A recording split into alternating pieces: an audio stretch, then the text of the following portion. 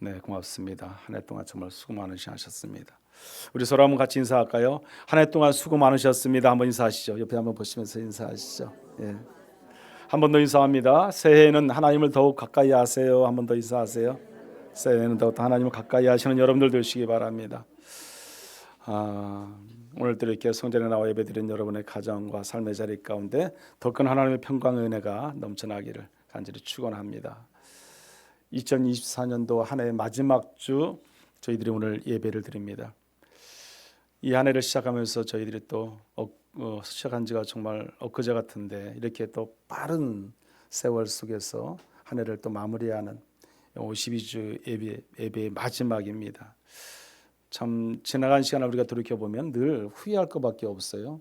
여러 가지 하나님께 또 죄송스러운 것밖에 없고, 제가 보니까 그래요. 제가 보니까 저부터 하나님 앞에 늘 회개할 것밖에 없는 인생의 삶의 자리가 아니었나 생각합니다. 우리가 이 한 해를 마무리하는 시점에서 이제 또 새로운 새해를 또 준비하는 그런 시점에 있어서 더욱더 우리가 경건하게 하나님께 예배하는 마지막 주, 오늘 이 시간이 더 은혜가 있는 그런 축복의 시간이 되기를 간절히 소망합니다. 우리가 세상을 살아가다 보면 가장 많이 생기는 문제가 있어요. 그 문제가 뭐냐면 갈등의 문제입니다. 언제 어디서나 어느 곳에든지 우리는 항상 뭐가 있어요? 갈등이 있어요. 갈등이 없으면 얼마나 좋겠습니까? 그 갈등으로 인해서 우리는 그것은 날마다 뭐를 해요? 근심하고 걱정하고 또 염려하기도 합니다. 안 했으면 좋겠는데 인생의 삶의 자리 가운데는 어딜 가든지 어느 공동체에 선이든지 항상 보면 크고 작든 가장 먼저 가까운 자리, 가정의 공동체 안에서부터 우리는 뭐가 있다? 갈등이 있다는 것입니다. 저뿐만이 아니라 여러분도 다 마찬가지일 거예요. 그런 갈등 속에서 우리는 살아갑니다.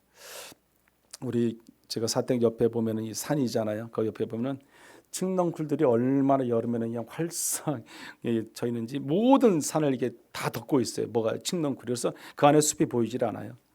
그 칡넝쿨이 번식이 너무 강한 것 같아요. 이렇게 막 수없이 막 퍼져나가니까. 근데 올해는 보니까 염소 4마리가 와가지고 그 칡넝쿨을 다 먹어버리더라고요. 한 며칠을, 제가 보기엔 한 일주일 정도 먹었나요? 그 정도 먹으니까 그거 다 초토화 됐어요. 칡넝쿨이 하나도 없어요. 잎사귀가 보이질 않아요. 그러니까 칡넝쿨 잎사귀로 가득 차가지고 그 숲이 안 보이던 숲이 한 일주일 만에 다시 환해졌어요.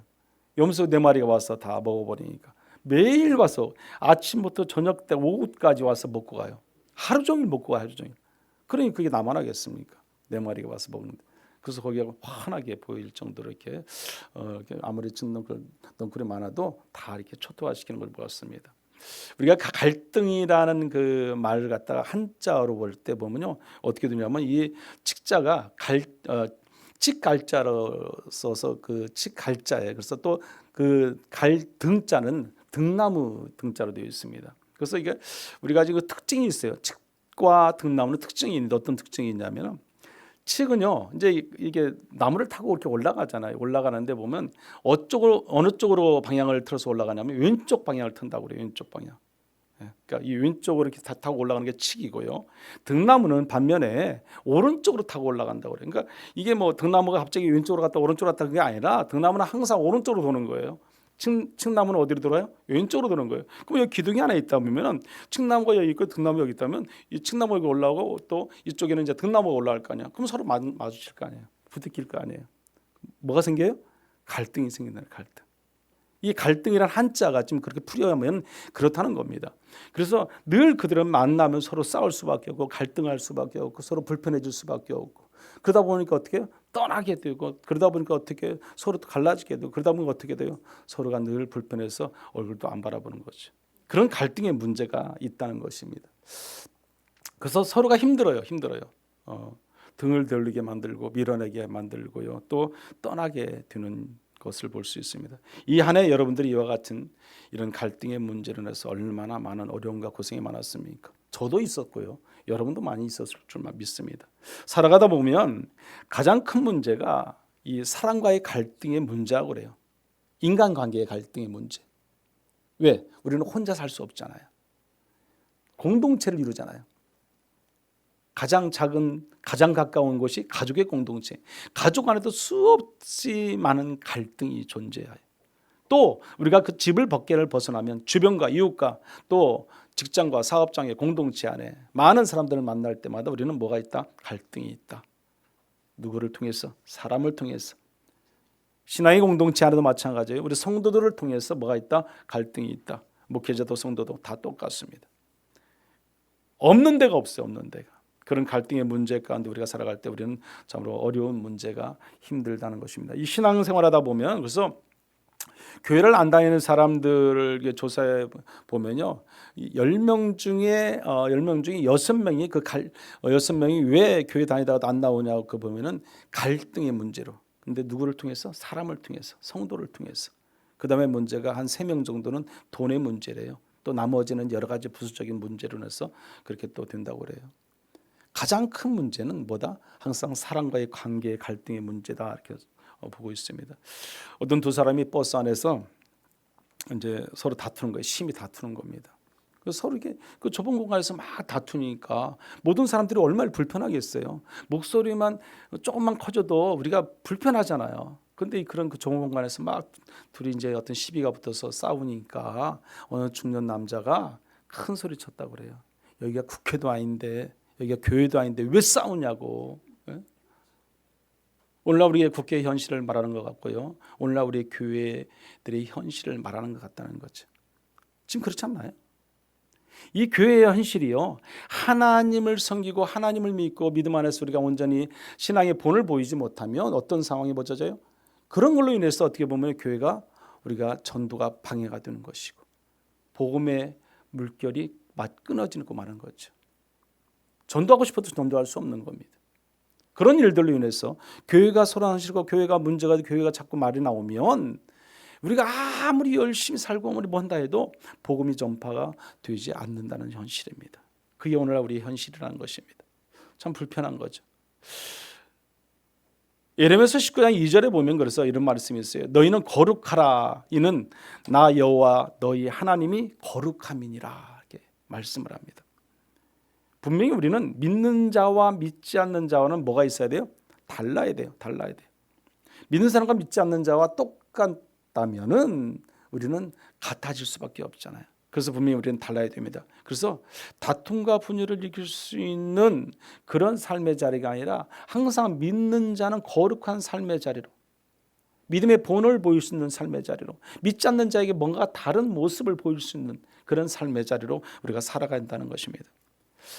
우리가 교회에 안 다니는 사람들을 보면 교회가 좀 뭔가 달라야 된다고 생각하는 사람들이 그 사람들의 모습이에요.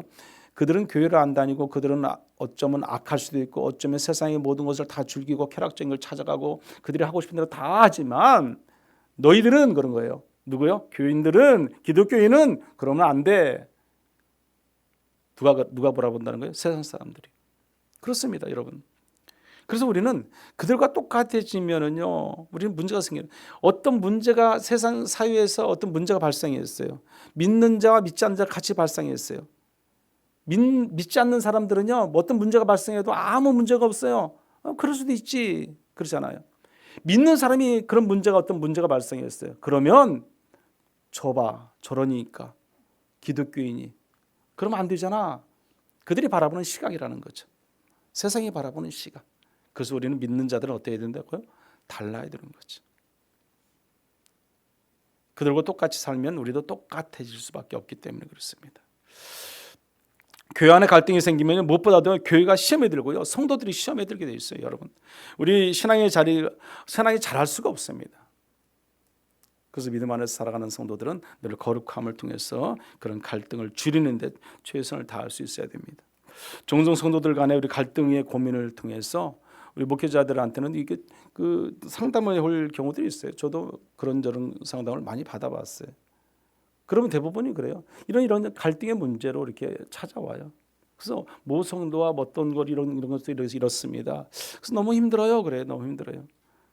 물론 힘드니까 그렇게 상담할 거 아니에요. 그러면서 그분들이 하는 얘기가 뭐냐면 교회 안에서 갈등이 힘든 것은요, 어떻게 보면 세상과 다르기 때문에 세상에서는요, 내가 어떤 사람을 보기 싫으면요, 안 보면 돼요. 피하면 되고 안 만나면 돼요. 내가 안 만날 수 있잖아요. 근데 교회라는 것은 일주일에 한 번은 꼭 우리가 만나게 돼 있어요. 보기 싫어도 봐야 돼요. 얼굴을 마주해야 돼요. 그것이 힘들다는 거죠. 그것이. 그래서 얼굴을 안 보고 싶은데 또 봐야 되는 그런 것 때문에 그들은 어려움을 호소하는 것을 볼 수 있습니다. 그래서 어떤 성도는 저에게 이렇게 말씀하시더라고요. 무섭다고 그래요. 무섭다고. 저 그 소리를 들었어요. 그래서 무섭다. 왜 그러냐 그랬더니 교회 와놓으면 머리가 아프다는 거예요. 머리가 아프다. 또 영적인 문제일 수도 있죠. 그렇잖아요. 근데 왜 무섭느냐? 그러면요. 그 사람을 볼 생각을 하니까, 얼굴을 만날 생각하니까, 얼굴을 봐야 되니까 힘들다는 거예요. 그 소리를 들을 때 저도 마음이 참 아프더라고요. 왜 우리가 이렇게 해야 되는가? 왜 이런 문제가 있어야 되는가? 갈등이죠. 갈등. 어쨌든 어떤 문제든 간에 갈등이 있기 때문에 서로 간에 맞지 않는 부분이 있기 때문에 결국 그런 문제로 인해서 그런 일들이 있습니다. 결국 보면요, 그런 갈등 속에 더 힘들어하고 더 못 견디고 좀 약한 사람들이 교회를 떠나게 되어 있습니다. 그럼 우리는 한번 고민해 봐야 돼요. 우리는 왜 누가 교회를 떠나고 왜 누가 뭐 했는가 한번 그런 것도 한번 고민해 봐야 돼요. 지금 우리 교회를 지금 제가 말하는 건 아니고요. 우리가 삶의 자리에 보면 교회를 떠나서 직장이든 어느 공동체든 다 마찬가지예요. 우리가 갈등이란 문제가 있다는 거죠. 늘 우리를 돌아볼 수 있는 그런 신앙이 우리 가운데 있어야 된다는 겁니다. 혹시 우리 안에 이 2024년 한 해도 정말 크고 작은 갈등이 있다면 이 시간 다 내려놓으셔야 됩니다. 다 비우시고 우리가 그것을 통해서 우리가 미워하고 시기하고 원망하고 뭔가를 가슴에 꼭 안고 가는 그것은 우리에게도 하등에 도움이 되지 않습니다. 나에게도 도움이 되지 않고 상대방에게 도움이 되지 않고 우리 모든 공동체 안에도 도움이 되지 않는다는 것이죠. 오늘 갈등에 대해서 우리가 한 세 가지만 말씀을 드리고자 합니다. 첫째는 갈등이 있는 이유가 무엇일까? 그러면 무엇일까? 왜 갈등이 있을까? 여러분, 신앙 공동체 안에 갈등이 경험하는 이유가 다양하지만요. 대부분의 인간의 연약함 속에 있는데 그게 뭐예요? 죄성이라는 거죠. 죄성. 내 안에 죄가 있고 내 안에 가득한 뭔가가 문제가 있다면 그것이 갈등으로 번지게 된다는 것입니다. 인간은 본질적으로 자기 중심적이에요. 자기의 옳다고 주장하는 그런 경향이 많이 있다는 거죠. 이것이 맞다. 이것이 맞는 거야. 너는 틀렸어. 그렇게 보는 경향이 많다는 거죠. 이런 공동체 안에서 충돌을 그래서 일으키는 것들이 얼마나 많아요. 욕심과 교만과 시기와 그런 미움과 질투를 통해서 우리가 늘 이유로 말할 수 없는 우리가 원치 않지만 그런 갈등 속에 살아갈 때가 많다는 겁니다. 공동체 내 서로가 진정으로 사랑하지 못할 때, 또 상처를 입었어도 그것을 또 용서하지 못할 때 우리는 더 갈등이 심화될 수밖에 없습니다. 극한 갈등이라는 책이 있어요. 타임지 기자인 아만다 리플리가 쓴 책인데 이 책에서 이게 보면은 이런 말이 있습니다. 우리는 왜 그렇게 서로를 미워하고 증오하고 승자 없는 싸움을 반복하는가라는 질문을 끈질기게 계속해서 제기하는 그런 책이에요. 그래서 왜 이런 갈등이 우리한테 있어야 될까? 여론조사 기관인 프랑스의 입소스라는 기관이 있어요. 최근 전 세계 대상으로 한 설문조사가 뭐냐면 갈등이 많은 나라. 그래서 전 세계를 이렇게 조사를 했어요. 한국은 몇 위 했을 것 같아요? 예? 한국이 1위에 1등에 1등. 갈등이 제일 많은 나라. 최근에 조사한 결과에 왜 한국이 갈등이 이렇게 많을까? 왜 한국 사람들이 이런 스트레스를 받고 살아갈까? 왜 날마다 서로가 다투고 분열과 그런 마음 속에서 우리가 있을까? 왜 세계에서 그 조사를 했는데 왜 한국이 1위를 돼야 되는 건가? 참 우리는 고민을 한번 해봐야 되는 문제예요. 책에서 갈등에서 두 가지 얘기를 해요.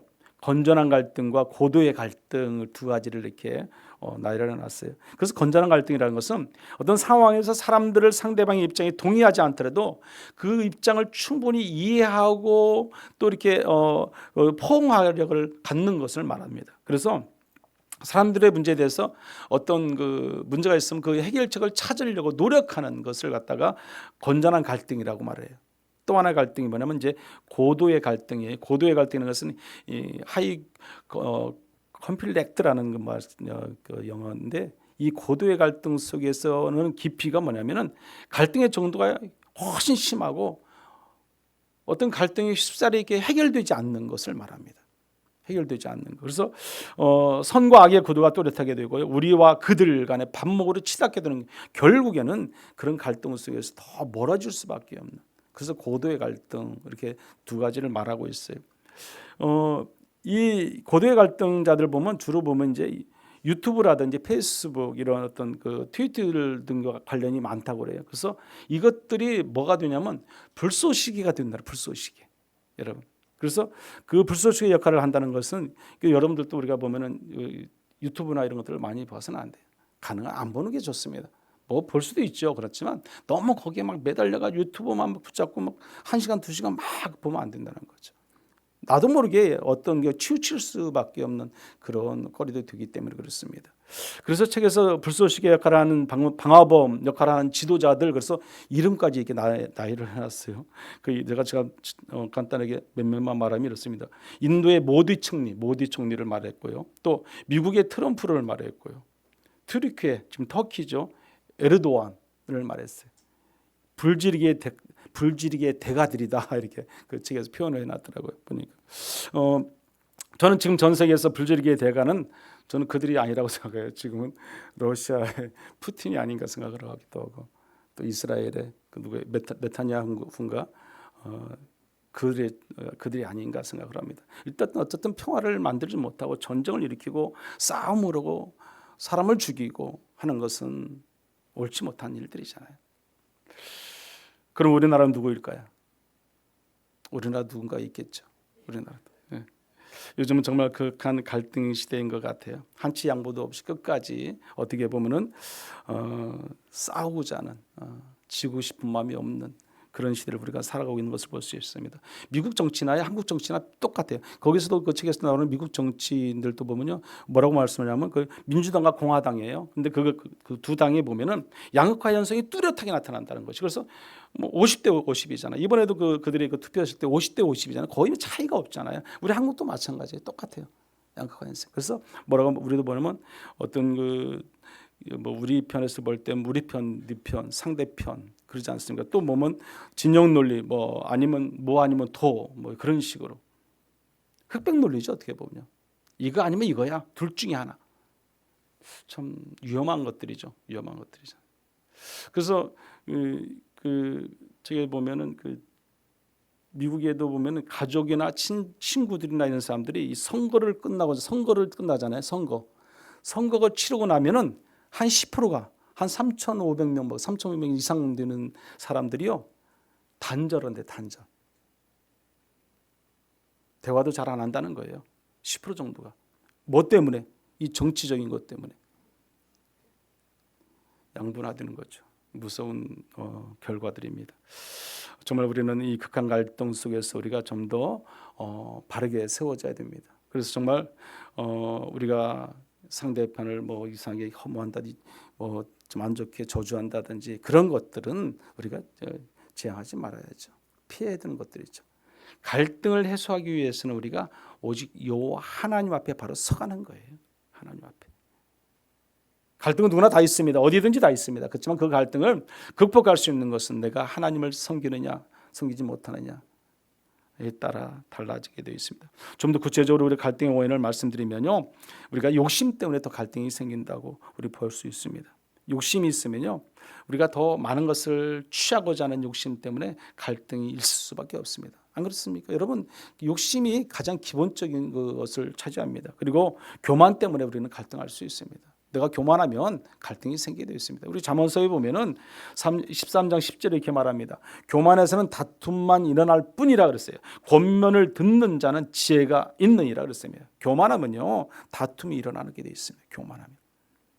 교만한 사람을 누가 좋아하겠습니까? 어느 누구도 상대방에서 절대로 좋아하지 않습니다. 저 사람이 교만하다 생각하면요 그 사람을 피했지 좋아하지 않는다는 거죠. 다툼이 일어나기 때문에. 그리고 가장 큰 문제는요, 미련한 자의 입술로 갈등이 생긴다고. 미련한 자의 입술. 여러분, 잠언서 18장 6절에 보면 이렇게 말합니다. 우리 한번 같이 읽어볼까요? 미련한 자의 입술은 다툼을 일으키고 그 입은 매를 자청하느니라. 아멘. 네. 미련한 자의 입술. 우리의 입술이 얼마나 중요한 걸 알 수 있습니다. 여러분, 우리의 신체 중에서 제일 약한 것 같으나 제일 강한 것이 뭐예요? 입술이에요. 입술. 여러분. 우리가 나오는 말이 말 한마디면 뭘 죽일 수도 있고 살릴 수도 있다고 그러잖아요. 중요합니다. 여러분 앞서 말한 극한 갈등 책에서 보면 갈등은 말에서 촉발한다. 그래서 말조심을 해야 된다. 그걸 강조하는 내용이 또 있어요. 그래서 극한 갈등 속에 피하려면 세 가지를 생각해야 된다고 그래요. 그게 뭐냐면 이거예요. 첫째는 그 말을 할 필요가 있을까? 말하기 전에 그 말을 할 필요가 있을까? 둘째는 그 말을 꼭 내가 해야 할까예요. 해야 할까? 셋째는 지금 당장 내가 그 말을 해야 할까? 지금? 그 세 가지. 갈등을 피하려면 그것에 대해 놓고 우리가 고민해 볼 수 있어야 됩니다.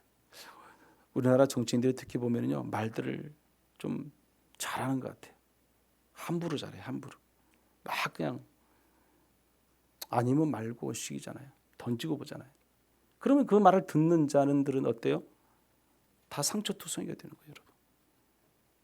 물 길 수도 있어요. 아니면 어떻게 아니면 그것이 아니다면. 그냥 다 상처. 미안해. 그럼 끝나는 거잖아요. 그럼 받는 사람은 상처투성이라는 거죠. 여러분. 말을 조심해야 될 것입니다. 미련한 자의 입술이 되지 말고 지혜로운 자의 입술이 되어서 우리가 항상 경건의 삶을 살아가는 저와 여러분이 되시기를 간절히 소망합니다. 그리고 우리는 마음으로 인해서 갈등이 생깁니다. 마음. 잠언서 10장 12절의 말씀 보면 이렇게 말합니다. 한번 같이 읽어보죠. 미움은 다툼을 일으켜도 사랑은 모든 허물을 가리느니라. 아멘. 미움은 다툼을 일으킨다고 말씀합니다. 다른 사람을 미워하는 것이 결국 누구에게 돌아와요? 나 자신에게 돌아오는 거예요. 여러분 그리고 남을 죽이면요 결국 누가 죽어요? 내가 죽게 돼 있어요. 내가 죽게 돼 있어요. 남을 사랑하고 남을 존중하고 위로하면 그것이 모두가 어디로 와요? 나에게로 와요. 나에게로. 그래서 우리가 절대로 미워하고 절대로 증오하고 저주하지 마세요. 다 나에게 또 옵니다. 그냥 칭찬하고 그냥 사랑하고 더 깨안을 수 있는 넓은 마음으로 그를 상대방을 늘 우리가 존중해 주십시오. 그러면 그게 모두 다 나에게 돌아온다는 사실입니다.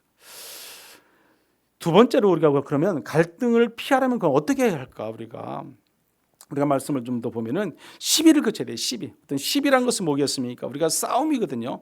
잠언서 17장 14절에 보면 이렇게 말합니다. 우리 한번 같이 읽어보죠. 다투는 시작은 뚝에서 물에 새는 것 같은즉 싸움이 일어나기 전에 시비를 그칠 것이니라. 아멘. 우리가 살면서 사소한 일로 시비를 붙었을 때 대응하면서 맞서 보면 그러다 보면 큰 싸움이 나는 거예요. 아무것도 아닌데 아주 작은 것 때문에 싸움이 되거든요. 우리 부부 싸움이 대부분 그렇잖아요. 부부 싸움이 처음부터 큰 것 때문에 싸우나요? 아니에요. 작은 거 그냥 말 한마디 뭐 그런 걸로 그냥 조금 뭐 실수 그런 거서 그냥 뭐 감정이 이렇게 좀 이렇게 건드려지면 싸우잖아요. 되게 시비를 걸어오는 사람들은 싸우기로 작정한 사람들이에요. 그 사람들하고 싸우면 진흙탕 싸움이 되는 거예요, 여러분. 똑같아져. 그렇지 않아요? 똑같아지잖아요. 싸우기로 마음먹은 사람들은요, 죽기 살기로 대들잖아요. 그 사람들은 내가 싸워보세요. 내가 지는 거죠. 결국 똑같아진다니까요. 그래서 피해야 돼요. 싸우지 말아야 되는 거죠. 또 하나는요, 노하기를 더디하라고 했어요. 노하기를 더디. 우리가 잠언서 15장 18절입니다. 한번 이것도 읽어봅니다. 분을 쉽게 내는 자는 다툼을 일으켜도 노하기를 더디하는 자는 시비를 그치게 하느니라. 아멘. 현대인들이 가장 잘 안 되는 게 뭐였죠? 조절이 안 되는 게 혈기잖아요. 혈기. 분내는 거, 화내는 거. 이게 가면 갈수록 더 하거든요. 성내기를 좋아하는 것이 현대인들의 모습이에요. 그들의 삶의 자리가 그렇게 각박하니까 그렇습니다. 우리나라는 또 땅덩이도 좋은 데다가 또 이렇게 막 많은 사람들은 이렇게 몰려 있고 그러다 보니까 더 각박한 인생의 삶의 자리 가운데 우리가 살게 됩니다. 그러다 보니까 아무 생각 없이 살고 분노 조절이 안 되는 거죠. 또 하나는 뭐냐면 양보해야 하는 거죠. 양보요. 우리가 손해 볼 줄 알아야 된다는 거예요. 여러분, 내 갈등을 피하려면요, 내가 손해 볼 줄 알아야 돼요. 내가 좀 양보해야 되는 거죠. 그래야 우리가 문제가 안 생깁니다. 제가 늘 한 번씩 얘기하지만 저는 그냥 차를 몰고 다닐 때 그냥 뭐 누가 끼어들고자 하면 그냥 끼워줘요. 그냥 그가 굳이 그냥 안 끼워주려고 막 밀어붙이고 더 빨리 가고 그럴 필요가 뭐 있어요. 저희가 또 목회자인데 뭐 제가 제 생각에도 내가라도 양보해야지 그런 생각이 들어요. 여러분 근데 우리 한국 사람들이 얼마나 성격이 급합니까? 그러다 보니까 조금만 먹고 내가 손해 본다 생각하면 막 그거에 대해서 화를 내고 혈기 부리고 짜증 내고 그게 우리 한국 사람들의 모습이잖아요. 여러분 그렇지 마세요. 하나님을 믿는 믿음의 성도들은 좀 여유가 있어야 된다고 생각을 해요. 그것이 양보잖아요. 양보. 내가 좀 손해 보면 어떻습니까? 내가 조금 늦게 가면 어떻습니까? 목적지만 도착하면 되잖아요. 그런 마음으로 여유 있게 살아가는 것이 믿음의 성도들의 모습입니다. 마지막 셋째로는요, 우리가 갈등이 있는 자들에게는 용납하라고 말씀합니다. 어디서 오늘 본문에서 말씀을 이렇게 합니다. 오늘 본문의 말씀 한번 같이 읽어보죠. 다시 한번 읽어보겠습니다. 모든 겸손과 온유하고 오래 참음으로 사랑 가운데서 서로 용납하고. 아멘. 이 용납이라는 말을 사전으로 한번 찾아보니까 사전적 의미가 이렇습니다.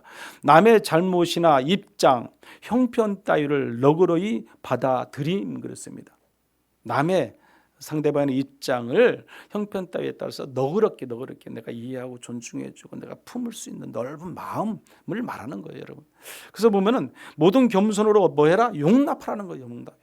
첫 번째, 모든 겸손으로 용납해라. 사도 바울은요, 빌립보서 2장 3절에 보면 이렇게 말합니다. 아무 일에든지 다툼이나 허영으로 하지 말고 오직 겸손한 마음으로 각각 자기보다 남을 낮게 여기고. 아멘. 나보다 남을 더 낮게 여기라는 거예요, 여러분. 존중해 주라는 거예요, 여러분. 겸손은요, 그냥 자신을 정확하게 아는 것이 나는 겸손이라고 생각해요. 나를 아는 것이. 나를 알지 못하면 겸손하지 못하는 것이고, 나를 내가 잘 안다 생각하면 그건 겸손한 거예요, 이렇게. 겸손한 사람이 혈기 부르겠습니까? 겸손한 사람이 교만하겠습니까? 겸손한 사람이, 나를 아는 사람이 상대방을 싸우자고 대들겠습니까? 나를 모르기 때문에 그런 거죠. 겸손이라는 것은요, 제가 자신을 정확히 아는 것이 겸손이라고 생각합니다. 그래서 나보다 남을 더 존중해 줄 아는, 섬길 수 있는 그런 마음, 그 사람이 겸손한 사람입니다. 높은 목소리가 아니라 낮은 목소리죠. 낮은 자세죠. 낮은 자리이죠. 그것을 찾아갈 수 있는 사람이 겸손한 사람입니다. 두 번째는요, 온유를 용납해야 돼요. 온유요. 여러분, 오늘 본문에서 말씀하는 것, 온유하고 그러세요. 온유를 용납하는 것이 중요합니다.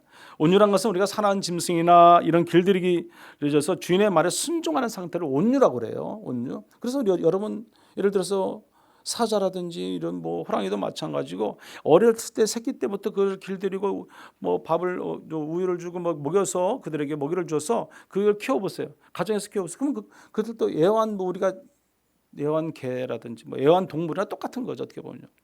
그들도 똑같이 어떻게 해준다? 온순해지잖아요. 사람하고 같이 살았으니까.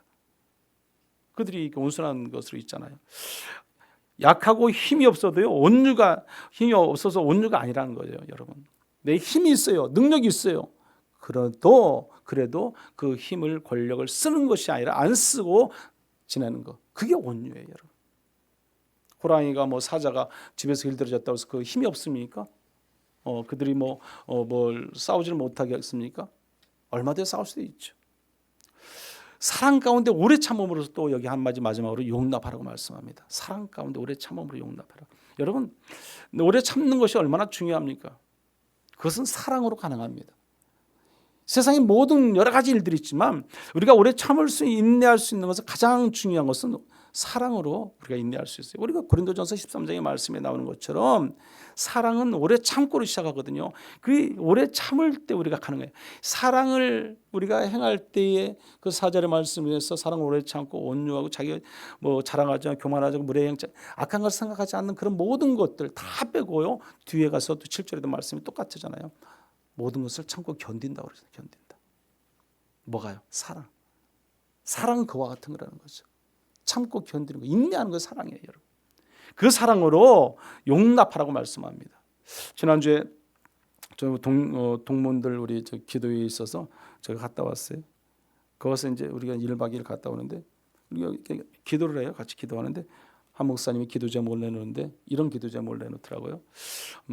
가족을 섬기는 새해가 되겠다는 거예요. 가족을 섬기는 새해.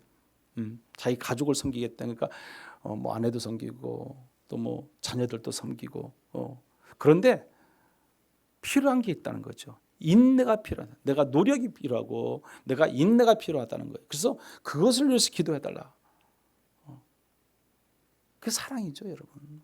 내가 그 사랑이 인내의 사랑이 없으면 그 가족을 위해서 내가 섬기는 것이 쉽지 않은 거죠, 여러분. 그래서 같이 동성으로 기도했습니다. 섬기기 위해서는 참아야 되는 거죠. 인내해야 되는 거죠.